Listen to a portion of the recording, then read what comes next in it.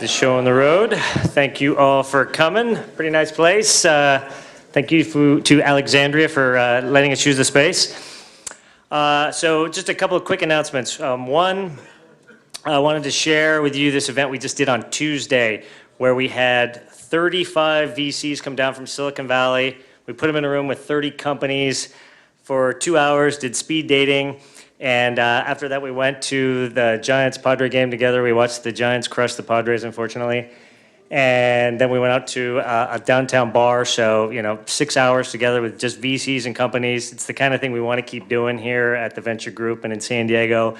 Unilaterally, the companies I talked to all left with 1 to 2 VC leads that they're going to follow up with. The VCs I chatted with all had between 1 and 5 companies that they wanted to follow up with. So a really good start, and we'll just keep doing that kind of stuff. Next up, mark your calendars. The 12th is the annual Beer Bash. About 400 people there. And then the 25th of September is Venture Summit, about 600 people there, and that one always sells out. So RSVP soon. I also wanted to mention that Evo Nexus, the incubator we all love, or accelerator, they are accepting applications now through the end of August. They're going to take 30 new companies. So I'd encourage everybody who's got a startup that would like free space to follow up with Evo Nexus. Our sponsor. So our sponsor, Wilson Sonsini, thank you very much. Wilson Sonsini has been privileged to help lay the groundwork for some of the world's most innovative technology, life sciences, and growth companies. They opened their San Diego office in May 2004. The firm's local experience includes facilitating the corporate formation of technology startups, negotiating venture capital financings, advising on complex technology and business transactions, as well as strategic alliances and joint ventures, mergers and acquisitions, and providing representation on issues of corporate governance and employee benefits and compensation. So Rob Cornegay's here, and thank you guys for supporting us. Okay, so I am super excited to have these two guys here tonight. I spent a lot of time selling San Diego to out-of-town companies and to VCs. And while we're going to talk about pretty much just one company tonight, these guys lay the groundwork for great storytelling, right? Because all these VCs have this, I like to sell FOMO, the fear of missing out. And these guys have a great story to tell, and not enough of those people know it. So I'm up there singing that song loudly, and hopefully all you guys, when you get a chance, you want to be able to tell the story about Fred and Paul and what they've done with this company. So a little bit about these two gents, since we screwed up the formatting a little bit on the bio there, so apologies for that. But so Paul Barber joined JMI in 1998, and he proudly tells you that he is based here in San Diego. He's currently a director of Applied Systems, Innovative Interfaces, Kronos, Undertown, and ServiceNow. His past JMI investments include Activant Solutions, Blackbaud, DataTel, DoubleClick, Intergraph, Mitchell, National Bank Card, PowerPlan, Vertifone, and ExtraCash. A lot of very good companies that have done very well too. Additionally, Paul was a director at Sterling Software and a trustee at Stanford. Prior to joining JMI, he was a managing director and the head of software investment banking at Alex Brown. And prior to that, he worked in product marketing at Microsoft and in investment banking at Merrill Lynch. He's got an AB degree in economics from Stanford and an MBA from Harvard. And then Fred founded ServiceNow in early 2004, currently serves as the Chief Product Officer after having founded ServiceNow as president and CEO from that time until May 2011, and he's got a good story about how he replaced himself. Prior to ServiceNow, Fred was at Peregrine Systems, where he held the position of CTO, and prior to that, he founded Enterprise Software Associates, and worked at Boole and Babbage and Amdel. His products are used by thousands of corporations worldwide and has generated revenues in excess of $1 billion. Fred tried to attend Indiana University and Sir George Williams University, but found part-time programming for these institutions to be far more compelling than the classroom experience. I love it. So please welcome Fred and Paul to the stage.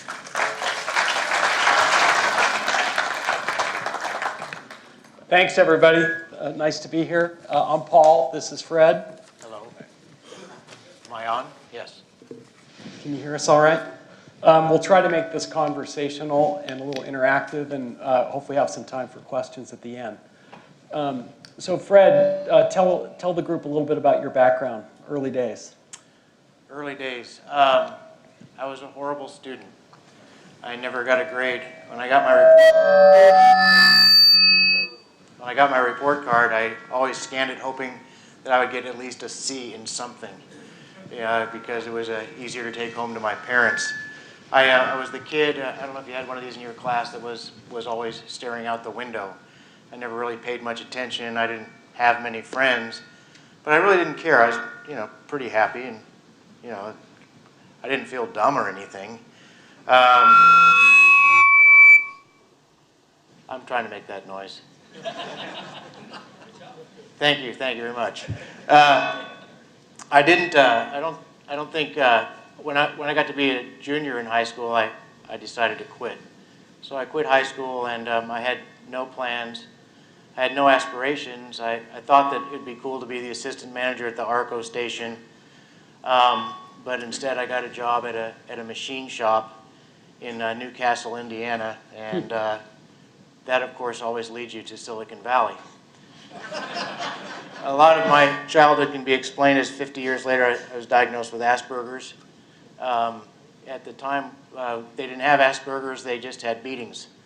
And so these kids that, were staring out the window, there was probably a good reason that you didn't have that many friends. And I think it's great that those things are being understood now. And I honestly wouldn't trade my Asperger's for anything, because it brings me great joy with the ability to concentrate.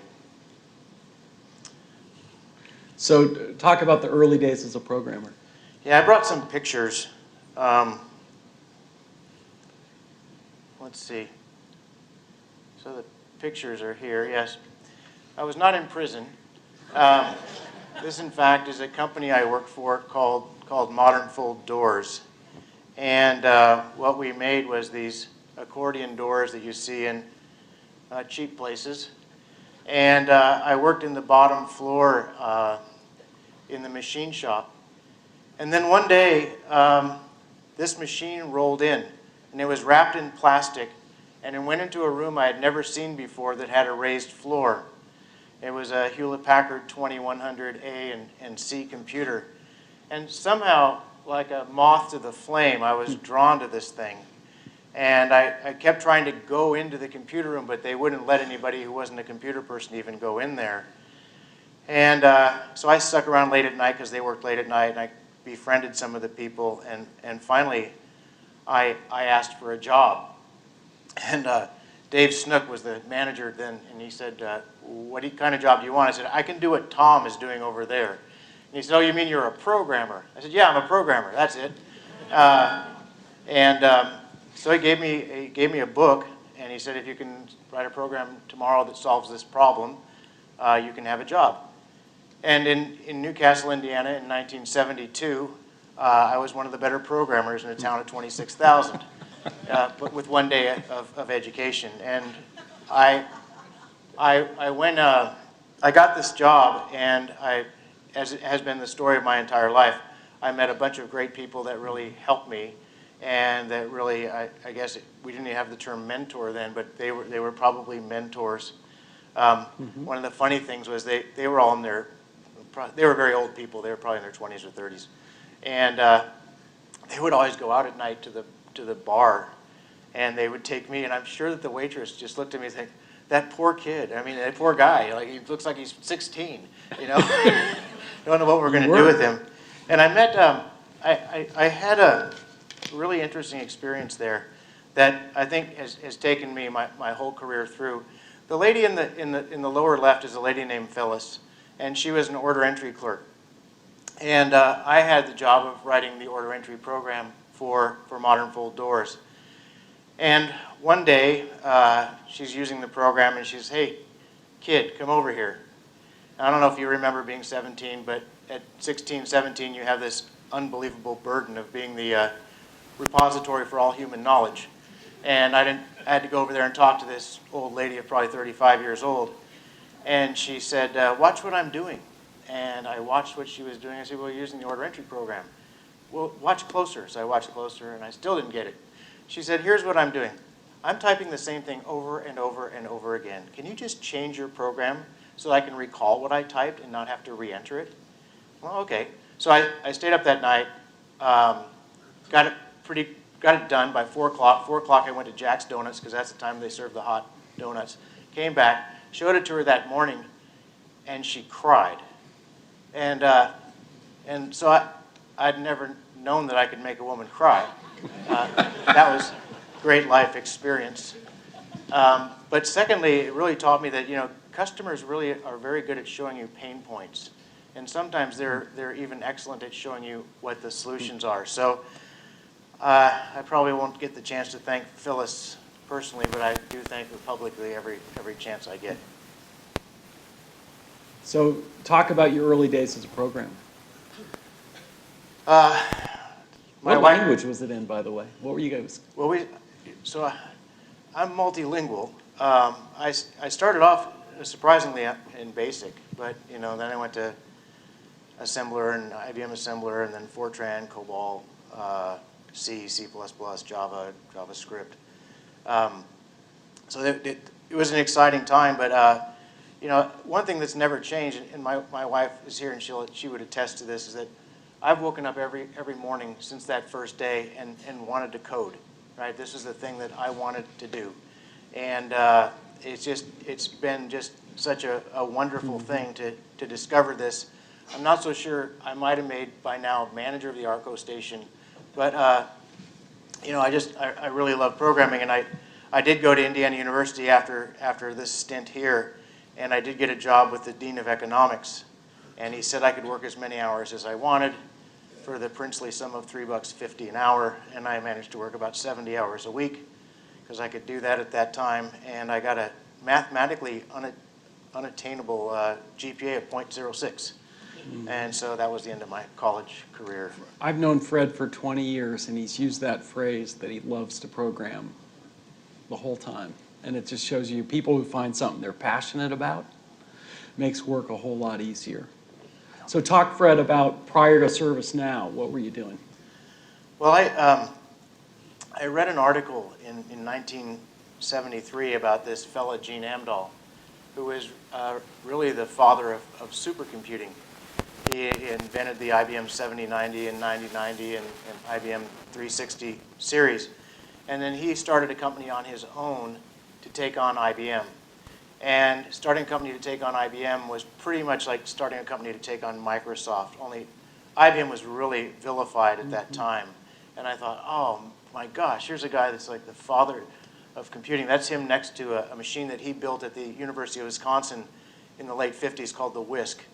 But I got this chance to work for the Amdahl Corporation and met some of the brightest people on the planet. But this is also characteristic of what happened to me.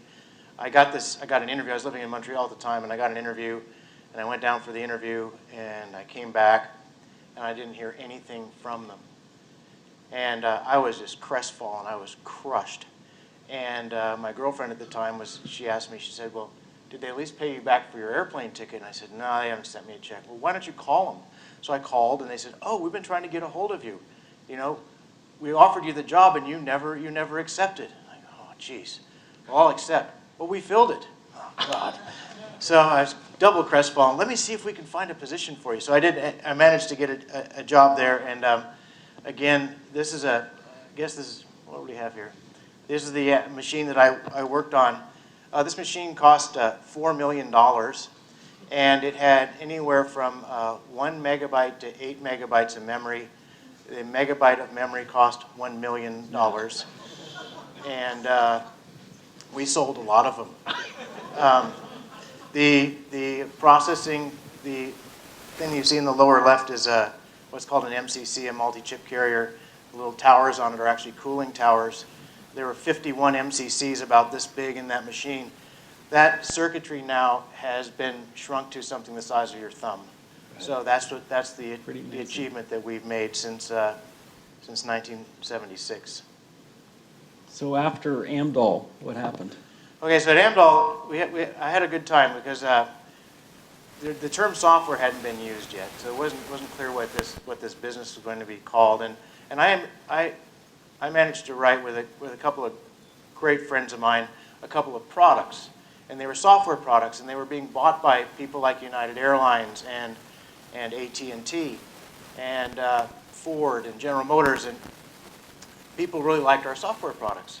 And I tried to talk to the company and say we should be building software. And the CFO said, no, we really want to concentrate on hardware because hardware is where it's at. You know, software is not going to be that big a deal. So we're going to stick with hardware. And so I thought, well, I'm going to get a job. There's a brand new software company across the street called Boole and Babbage, and I'm going to go across the street and get a job with Boole. And so I went there, and this is Boole and Babbage headquarters at 510 Oakmead Parkway. And I was there about 3 days before I discovered there wasn't a living brain cell in that building. It was phenomenally depressing. You know, to find out that I thought I'm going to meet all these brilliant people. I'm going to feel like, you know, the new Cub Scout, you know, with all the Eagle Scouts here, and it was horrible. You know, it was a horrible experience meeting these folks. So then I decided, well, then if I'm that smart, which I unfortunately thought at the time, I can start my own company. Now I'd like to give you some business advice. I started a company, and you won't learn this from any of these higher level institutions. You know, UCSD won't teach you that. Bob Sullivan doesn't know this. You know, Stanford doesn't know this. Harvard doesn't know this. If you're going to go into business and you have a partner and they're a convicted felon for fraud, that's generally not a recipe for success. How old were you then? 30 and change. Yeah. And I had a little bit of money at the onset of this, and I didn't have any money at the end. And in fact, it took me three or so years to recover. This guy, it was a pretty amazing story, and there's actually there's a moral to this story. This guy, first of all, his real name was Guillermo Mercado, but I met him and he was Bill Martin. He assumed the identity of a dead person, and including the resume, et cetera, et cetera. And it was hard to look up things at that time, right? We're talking about 20 years ago. But Bill had worked at Equity Funding, and they had built the insurance industry out of $700 million in the early 1970s. And Bill had gone to prison. But since what Equity Funding did was they manufactured fake life insurance policies and sold them on the secondary market.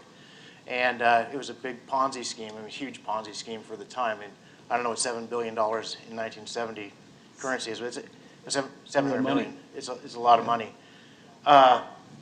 So anyway, Bill now runs some massage parlors out of Canoga Park, and I get to be here. So that's the way that worked out.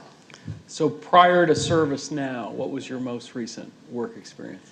I was working at a company called Peregrine Systems here. So I was working with my good friend Bill in Los Angeles, and I got a call from another friend of mine, John Moores, and he and his wife were at the Pritikin Weight Loss Institute in Santa Monica, California, and he was saying it was pretty close to being in hell. So he came by and visited me in my computer room from time to time, and when I got into this deep trouble, John actually, he rescued me by offering me a job. He didn't buy out anything, but he did offer me a job here at Peregrine Systems. So I moved to San Diego on April 16th, 1990, and I don't think I'm ever going to leave. So when it came to ServiceNow, what were the founding principles that you thought about? Let me just touch on Peregrine for Oh a yeah, moment. sorry. I don't have a slide about Peregrine, but when I worked there, I think probably for one of the better stretches of my career, at least the ability to work very long hours and be very productive. And I was there 13 years. Toward the end, I was at 45 years old. And I was also, according to the stock market, worth $35 million, which was, to me, a lot of money. And I thought, geez, I can retire and not do anything. I'll just sell this stock slowly and everything will be great. And then I woke up one morning and, Bruce, are you here? Yes. So Bruce had a nice headline on the cover of the UT that told me that now I was worth zero. Didn't call me out as worth zero, but that's what I read in that red number that you put that we'd lost 1.4 billion. And so I looked at that as a really marvelous opportunity to start again. Yeah. So ServiceNow. Yeah, ServiceNow was it's a company that was born out of frustration. You know, I've been an IT person all my life, and IT people frustrate the hell out of me. They have so many reasons why something can't be done. You know, they know how to fix every issue in the world except the one that they're confronted with. And they just have these different attitudes about things, and they make things so difficult. And I didn't really understand why. And I looked at my career starting from the 70s and how people used different technologies, starting with Selectric typewriters and things like that, all the way through to modern things like Microsoft Word and Excel and PowerPoint. And I thought, maybe we can build something that gets the IT people out of the way. Maybe we can build something so that a person that can use Excel or that can use Word can actually build an application without having to deal with the IT guy. And that was the big thrust, was to try to get out of the way of the IT folks. And so this was our product that we went to market with. I guess this is in 2005. And it's pretty ugly, but it was not ugly at the time. You know, it was considered kind of a breakthrough.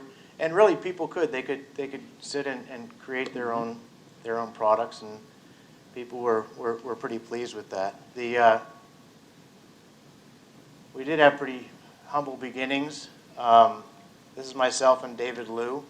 We went to Orlando, Florida on Super Bowl Sunday 2005, and we borrowed everything you see there, except for a couple of different things. We paid, I think, $2,500 for the banners, something like that, which was a big capital expense for us at the time. And but we were stunned that people actually came and talked to us, and they talked to us while the Super Bowl was being played inside the venue, and that was a lot of fun. 10 years later, Sherry from Progress Energy was giving a big talk in Las Vegas, and she said, and she had brought a lot of people to see us at our booth, and she said, on one hand, you know, I met ServiceNow a long time ago. On one hand, I was intrigued with their technology, but I got to tell you, I really felt sorry for those two gentlemen in the booth. So a lot of people ask us about backing Fred. We normally don't do things this early. And you know, the fundamental premise was we knew Fred. We knew he was what we call a product author. And we both believed in the cloud. And we saw that the cloud was going to come. This was in 2004. And we convinced Fred to be capital efficient. And so one of the things that I think is really important for entrepreneurs is to think about money. And a lot of times people raise too much money too soon and they spend it. And so one of the things, Fred, describe how many employees you had in the early days, the configuration, and just how you operated in the first year or two. We were very cognizant, having, you know, I'd already been in 3 companies that had IPO'd, and in fact, Gene Amdahl, it's a very sad story. He only owned 1.25% of his company by the time they went public. And so I'd gotten that scare early on from somebody I really, really admired. So I thought, you know, we're going to conserve capital for as long a period of time as possible. And the other thing that I had been educated on was that, you know, if you have an idea, your idea is probably worth nothing. If you have some kind of demonstration, proof of concept of that idea, it's worth 10. If you have a customer, it's worth 10,000. And so we were going to be as efficient as we possibly could until we had 10 or 15 customers, because we really thought that this would be such a strong multiplier. So rather than just show up with an idea, we actually showed up with some prototype software when we got our Series A. We also treated every nickel like it was our own. But I will also tell you that a lot of that had to do with naivete.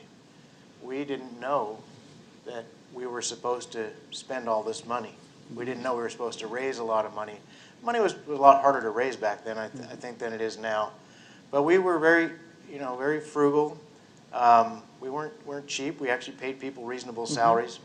But we were very, very efficient. I describe it as the Navy SEALs approach. They had a small number of senior developers who all worked together in one room, and they brought in a small number of direct salespeople who could go out and sell and get customers. And there wasn't a lot of other we had Carla, who we still have, yes. And there was no other admin. I think, I don't know if you recall, but so John said, Luddy, you need some office space. Come down, we'll give you some office space. So we got office space. And then, so my venture capital Series A roadshow was actually going upstairs to talk to Paul.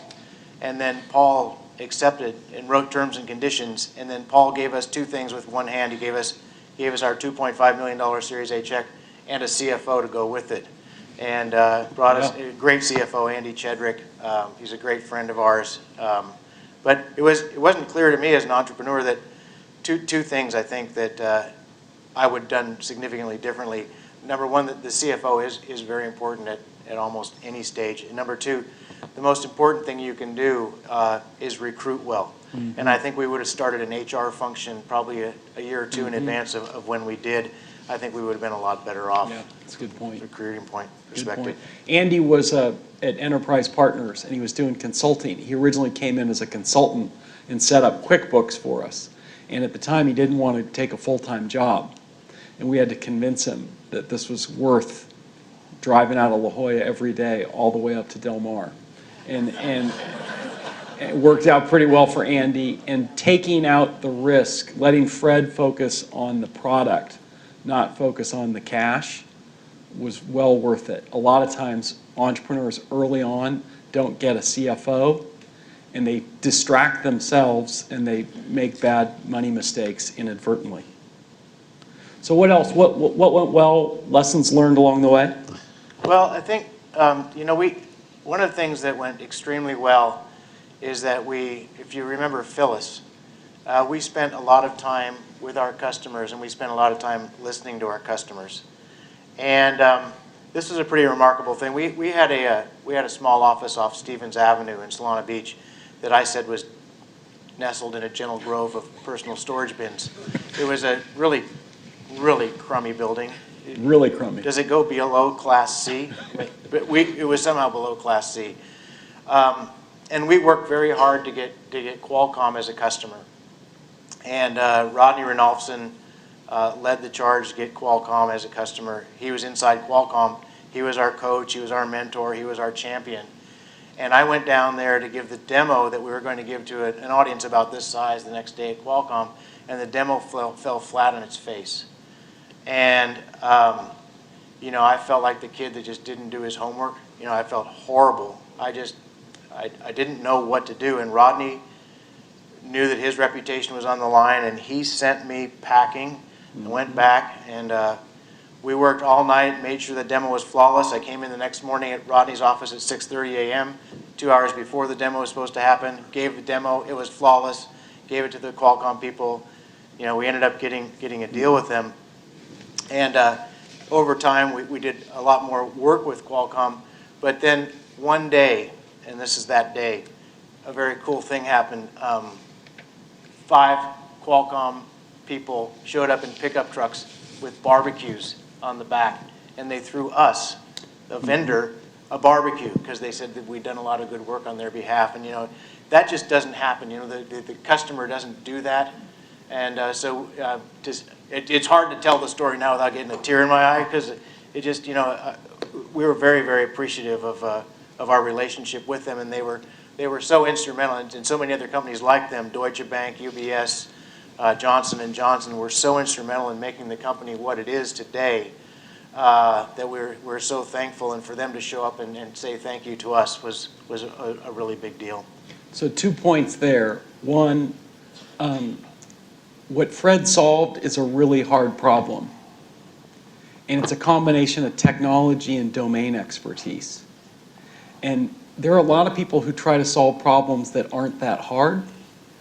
Those are less resilient. And Fred found a pain point for IT that was really hard to solve. And as a result, people were willing to pay a lot of money for it. And they're really happy. And so one of the things for entrepreneurs is solve a hard problem. Don't go after the easy problems. Easy problems aren't resilient, and they don't have long cycles. The second is, it is amazing how many times I've heard Fred described as humble. And it has been one of the best attributes that he's brought, because employees like it, customers like it. And he was very ambitious, but he's been humble the whole way. And Qualcomm was that way, Deutsche Bank was that way. Some of these people called us in the early days. And that humility, ambition and humility are a great combination. Thank you. The humility doesn't have to be real. So we started to grow. What happened next? Well, we got a number of unsolicited term sheets to sell the company. And they started off in the tens of millions, and they went into the thousands of millions. And each time I was ready to sell, because I did my calculation and I thought, yes, that's more than I need. And wow, that's way more than I need. And each time Paul and others talked me off the ledge.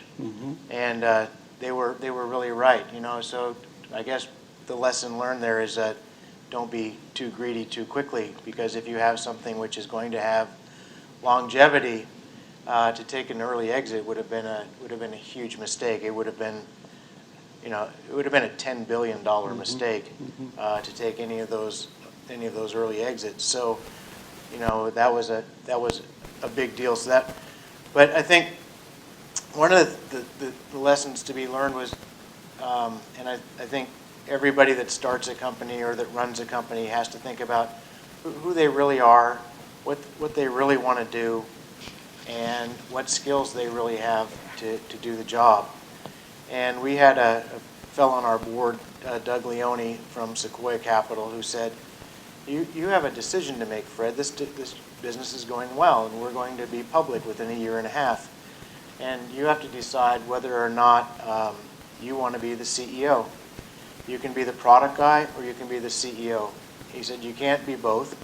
And the decision that you make is going to have to serve you from anywhere from 3 to 5 years. And you need to make it soon, because we can't be changing on the short side of the IPO, and we can't be changing soon thereafter. And that was a tough struggle in my head. And so another quarter transpired, and then Doug asked me if I'd made a decision. I said, no, I can't make a decision. So he took me around Silicon Valley and introduced me to CEOs of lots of companies. It was a whirlwind day. And at the end of the day, I looked at him before I got on the Southwest flight, and I said, Doug, I don't have any of those skills, and further, I have no interest in acquiring them. I really think that my job is going to be building stuff, which is what I've been doing since I was 16. So we made the decision to hire a CEO, and we were very fortunate. We went through a very arduous recruiting process. We were very fortunate to land a guy by the name of Frank Slootman. And so if you take a look at my skill set, it's about trying to think about where the market might be going, and then trying to build something that people will want during that stage of a market. Frank and I have a lot of complementary skills, but the skills that I don't have is all about building large, highly functional, operationally excellent organizations. And when Frank joined the company 5 years ago, we were, I think, 275 people, and we're now 35. Yeah. How many strong? We're close to 3,400 people. Couple little points. Fred always knew he wasn't a CEO, but because he solved a hard problem, had a small team, and went out and got customers, we got ahead. Fred always belittles it, but he got the company to a $100 million run rate. So we were almost 300 employees and a $100 million run rate, and we had money in the bank when we brought in Frank. None of us knew Frank. We did a search. We're big believers in retained search. Everybody's got their network. Everybody says they know people. Do a search, run a process, figure out who the best people are. I didn't know Frank Slootman. Doug Leone didn't know him.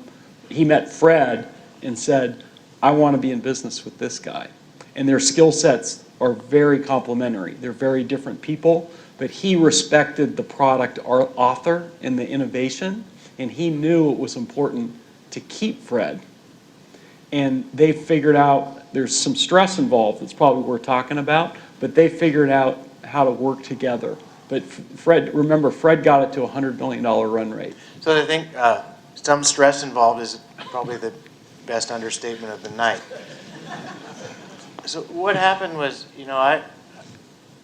you've all seen the movie It's a Beautiful Life, right? I kind of ran our place pretty much like the savings and loan. Uncle Billy would take the cash down to the bank, and if it got lost, we'd figure out what to do. And we were a nice, even though I only had a couple people from my family working there, we were a nice family organization. And because we had done so well as far as growth, and because we'd done so well as being cash flow positive from a very, very early stage, nothing that we were doing was being questioned. It's like we show up, 100% growth year over year. Well, I guess that's pretty good. So the question was, is that good enough? Does the technology have more potential than what you're extracting?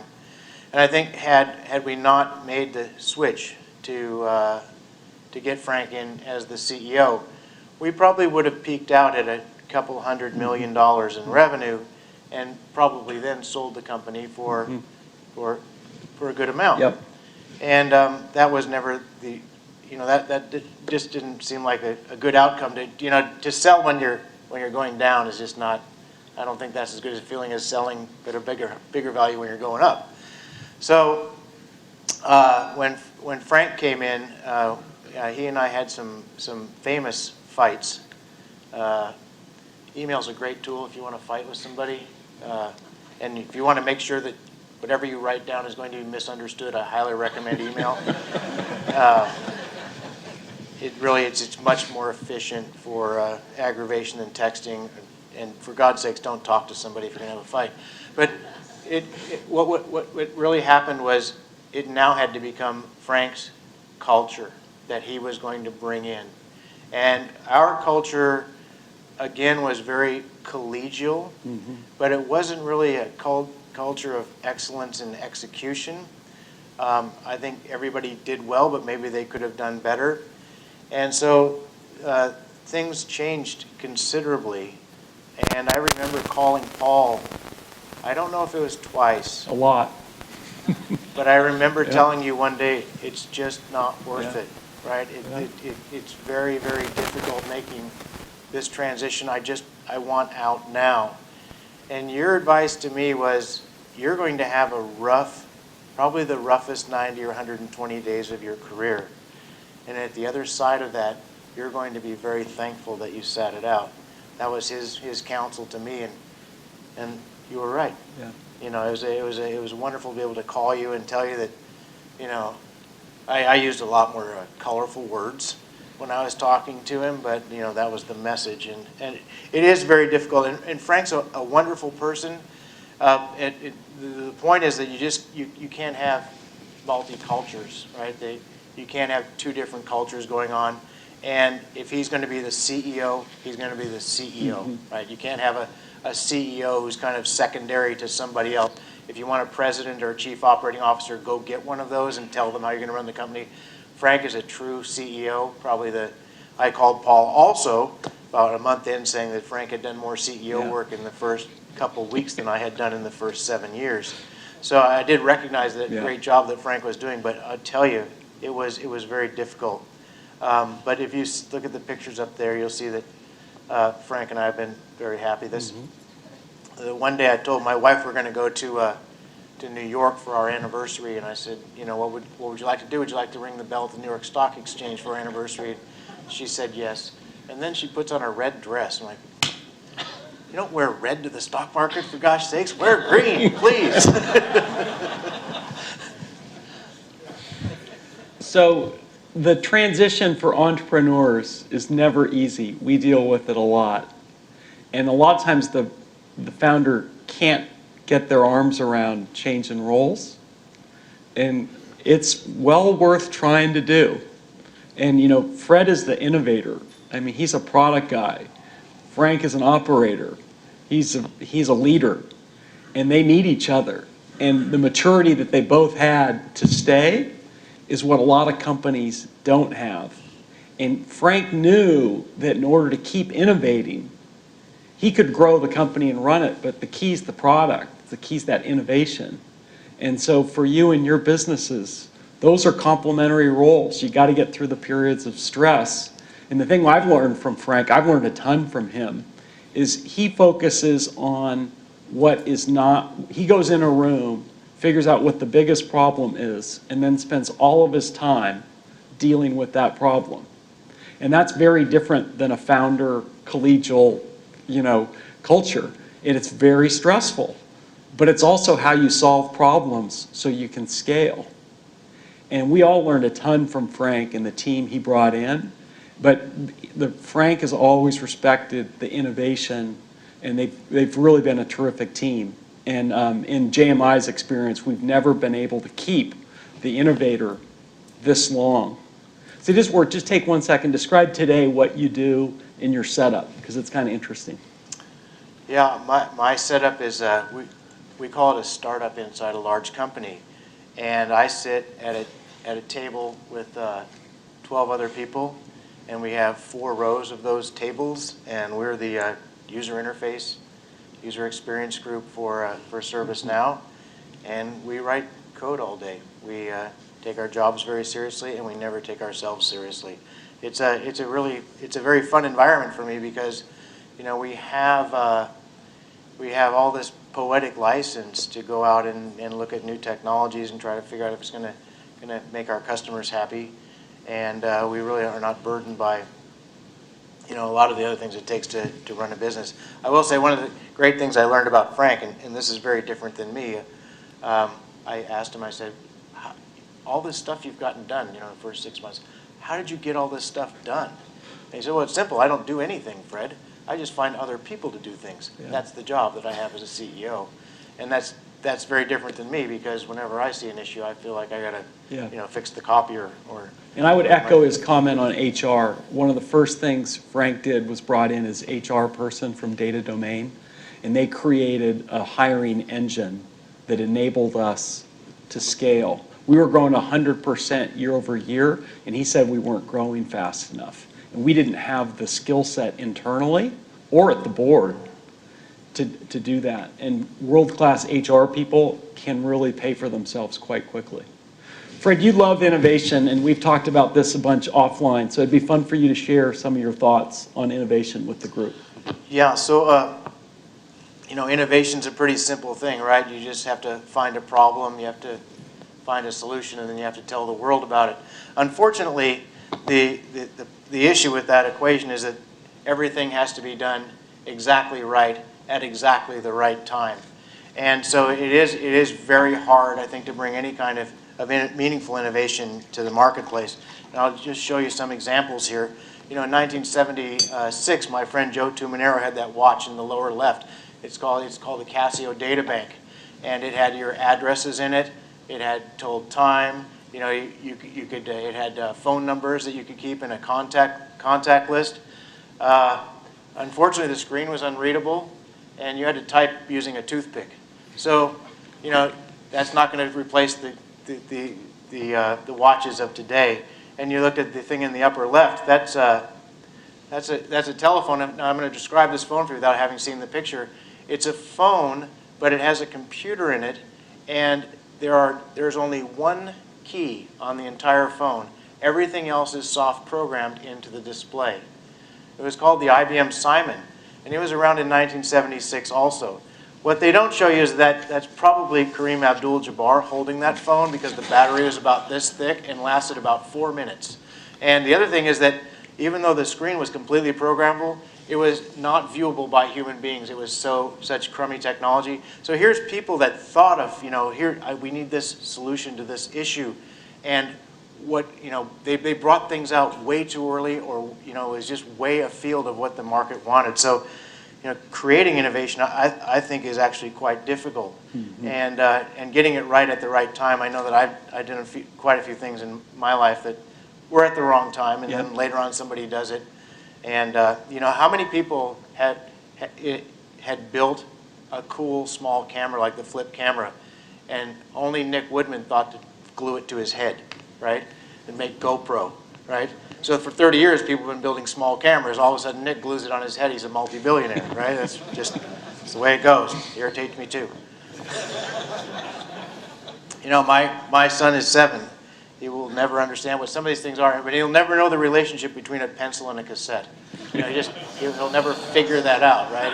And then we say a lot of things, that just are not going to make any sense. So there are a lot of unfortunate side effects to innovation, but I think to really be innovative, you have to take time to explore, and you have to take time to play, and you have to take time to let your mind run free.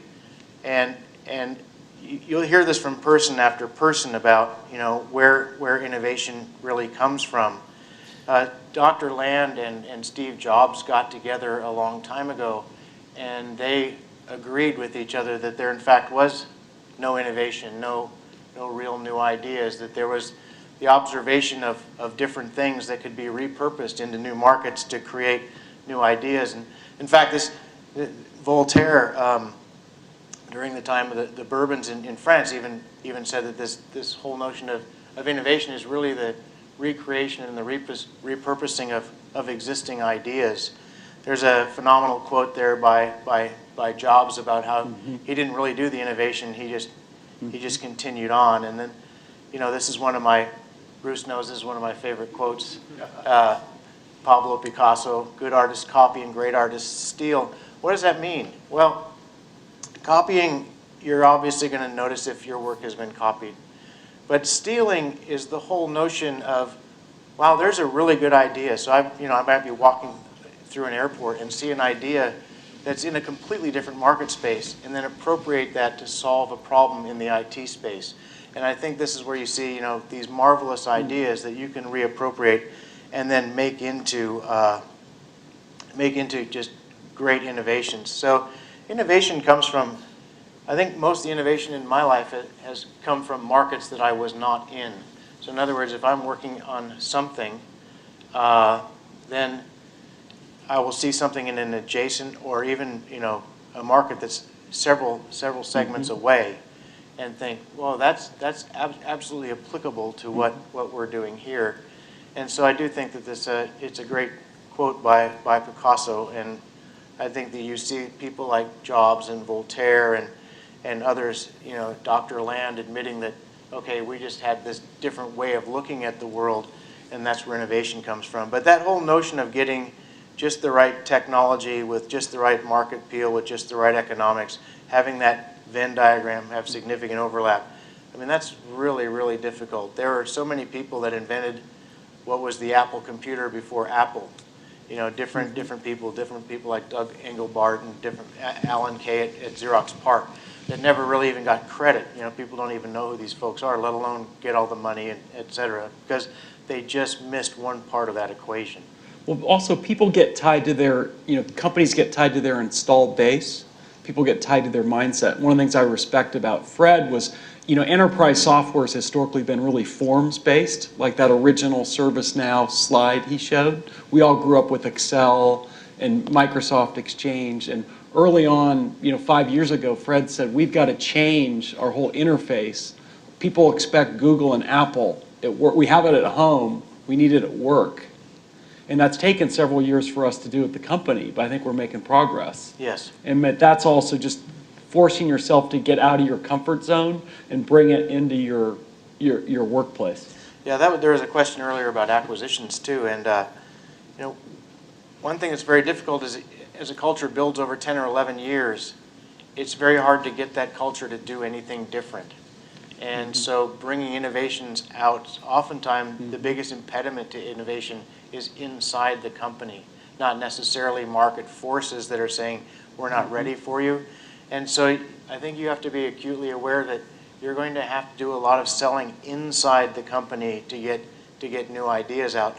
Luckily, we have something that we do twice a year. We have a large user group meeting, and I may not have sold the technology to the company. I stand and sell it in front of 10,000 of our customers, and then we gauge by their acceptance of the new technology which ones we're going to pursue the hardest. But it is difficult, I think, to pivot. I guess they would use the term pivot, but it's not necessarily pivoting, but adding new innovation inside a large company is extremely difficult. And the Highway 101 is absolutely littered with technology companies that just never made a shift. Yep. And keeping that, and one of the things Frank deserves credit for is creating an environment for Fred and his team, embracing that within the company. And that sometimes the companies become so siloed and so professional, you lose that. I think, going back to Apple, remember that Jobs had to do exactly that. He commandeered a building. They flew a Jolly Roger, a pirate flag at the top of that building, and that's where the Macintosh was built when Scully was pursuing the Newton and the Lisa. So, sometimes that it has to happen in some fashion. You have to get segmented away. So what worries you today? What do you worry about? Well, I worry that I'm 60 and my son is 7 because I'm doing a lot of calculations. So I'm counting on a lot of the healthcare people around here to keep me young. I don't want. I want to be a young dad for my son, so that's that's a big deal. But it's the one thing that your most precious resource is your time, and so I worry about running out of time. I used to always know that I was going to run out of money. Now I'm really sure I'm going to run out of time, and I wish I was 40 years younger because the opportunities ahead of us in life sciences, in healthcare, in technology in general are so massive, compared to the opportunities seem to obey Moore's law more than anything else. In that you see what's going on with the combination of the Illumina sequencing with big data, with the ability to move that data, compare that data. We're really going to understand things like cancer. We're going to understand things like Parkinson's. We're going to understand diseases in our life. Damn well better happen in my lifetime. Because I've been schooled, right? The only way to avoid cancer is die before you get it. And I don't want to do that. I'm not taking that route. So, I just think the opportunities that you have now in front of you to make huge differences are just so significant. So I worry about that. I'm worried about these excessive amounts of cash that small companies are taking in, and the excessive amount of what seems to me to be very, very generous market caps. Very, very generous valuations. I don't understand where all that money can be going. Yep. I don't. You can understand that with a company like Uber that has massive infrastructure and massive sprawl throughout multiple markets. But you look at a company like Slack or Zenefits, and you wonder why do they have a $2.5, $4.5 billion market cap on such small amount of revenue and really an unproven business plan. So it strikes me that the pre-IPO or the private markets are kind of a little frothy, and I think that needs to be corrected. But again, I'm not inside one of those companies, so I can't really tell you for sure. One thing, we'll wrap up here in a second. One thing I forgot to bring up, which is good for this group, is San Diego versus the Bay Area, talent, your experience, and where ServiceNow is today. Right. So I moved from Montreal to what became the Silicon Valley, and when I moved there in 1976, it was full of onion fields and orchards. Dirt roads. There was a Central Expressway, but when we built our buildings on Arquez Avenue, we had gravel roads with oil on top of them to keep the dust down. And then Silicon Valley built up. And I left there in 1988, really kind of disgusted with the place. It was, there were so many people that would line up at your door to tell you just how brilliant they were, how much money they were going to make, how important they were, that to me it became kind of insufferable. So I wanted to be grounded more in reality, so I moved to Los Angeles. And short stint there, and now I'm here. But here's what I found. In 1988, I found Silicon Valley kind of insufferable. Today, I find it more so. I think that show, that TV show, Silicon Valley, you know, yeah, it's great because it's pathetic. That's how pathetic the Valley really is. They really believe all that stuff that those people are spouting, you know, that they're worth these billions of dollars because they have a great idea and they're so brilliant, you know. That self-serving dialogue is just unimportant. So when we started ServiceNow, we were certainly going to stay in San Diego. First of all, I believe that software companies should be built with a very, very small number of people, very compact. So, you know, we started with 4 people and eventually grew it to 10. And that was the most important thing that we did when we were small was certainly recruit the people that we recruited. But what I found here, which is very different than Silicon Valley, is in Silicon Valley, again, the people will spend so much of their time telling you how brilliant they are, they barely have time to do their work. And they also exact a very large salary because it's a very mercenary environment, right? These people move from Google to Facebook. I mean, their resumes are, it's kind of like investment banking. You know, these people just move around to increase the salary and to vest, and then they move on. I think somebody told me earlier that the average the average job span there is like 14, 15 months. And the thing is, the talent is not nearly as exceptional as the talent thinks it is. Now, contrast that with San Diego. I find it's very difficult to find talent in San Diego. Why? Well, we have a lot of talent, but people are happy in their jobs. So they're not like in the Silicon Valley floating their resumes every 14 months to vest in the new place. We have to, somebody pointed out it's going to be easier today than it was yesterday, but you know, we have to really recruit hard to get people out of Qualcomm. We have to recruit hard to get people out of DivX. We have to recruit hard to get people out of the places where they are because they have very happy family lives, they have good work-life balance, and they just don't think about changing jobs, you know, as a way to that frequently. So we, when I hired Frank, and we hired a CFO and a new VP of sales, all of them had homes, all of them had family networks, all of them had networked up in Santa Clara. So we moved the headquarters. We declared that the headquarters are in Santa Clara. We think it's good for our stock price. We think it's good for, we know that when we meet with tax authorities up there, you have to meet at your headquarters, so Mike doesn't have to come down here to meet with them. And we really thought that we were going to go up there and recruit a lot of people to work in the development area. And in fact, the opposite is true. So when Frank left here and we moved, we were probably about 300 people, 400 people, maybe 500 people total. We now have 500 people in 2 different buildings here in San Diego. So, you know, while it may be more difficult to entice capital to come and visit you, et cetera, I don't see any reason why you can't build software companies almost anywhere on the planet now. and certainly in San Diego, there's such a strong tech. We get brilliant people out of UCSD.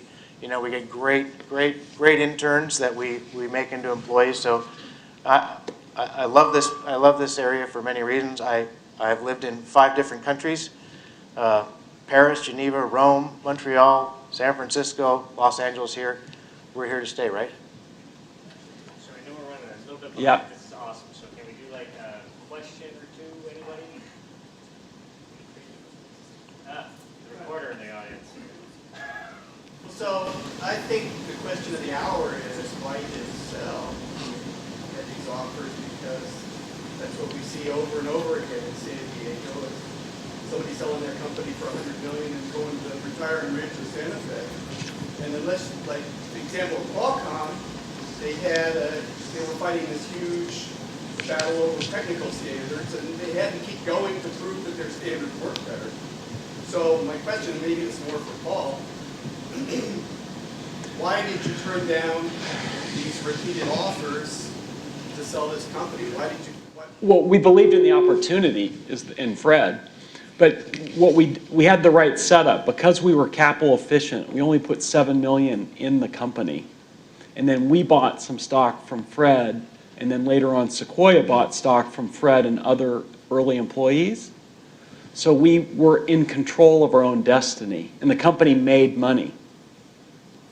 So we had a happy team. They got some liquidity. They owned a lot of the company, and we didn't need to sell. A lot of times people are selling because they haven't been capital efficient.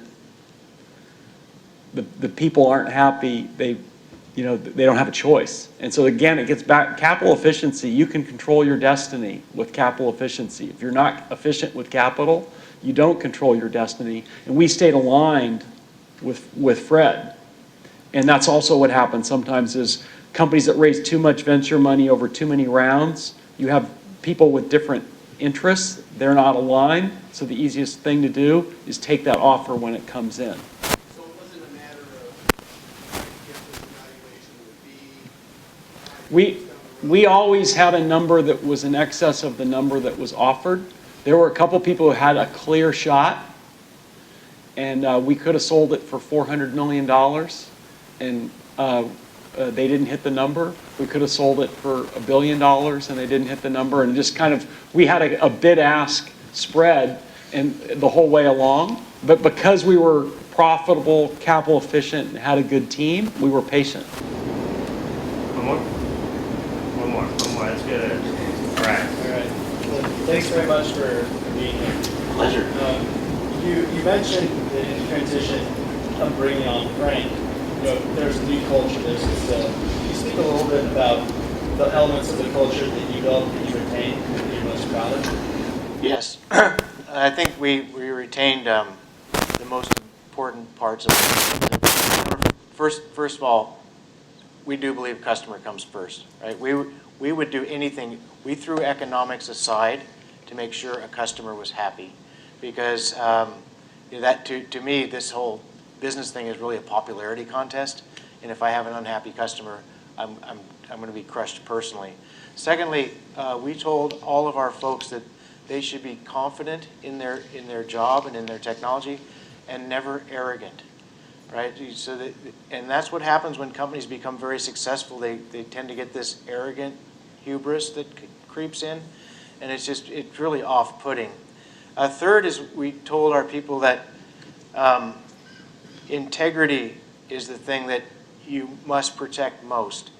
And by that, we didn't want them ever stretching the capabilities of our software. We really wanted them to tell, and we told them, here's how we think you should do it. We think you should tell stories about other customers and how they've gained value from our software. And so I think once you start to lose your integrity and you're thought of as a liar, it's very, very hard to recover from that. So, and so those were kind of some core principles. The whole notion of we're a very respectful organization, but we're also a playful organization. So I have no problem with a new person taking a shot at me, a verbal shot at me. I just think that's just how I am. so I don't expect to be treated any differently. We don't have any special treatment for anybody in the executive ranks. You know, we all park in the same parking places, et cetera. So I think we still have a healthy collegial attitude in a lot of ways, but in a lot of ways it's run more like a larger military unit where you are expected to perform, and these are your duties and responsibilities, and don't worry about that fellow over there because they have a different set of things they're supposed to be doing. All right, great stories. Thank you for coming. Thank you, everybody.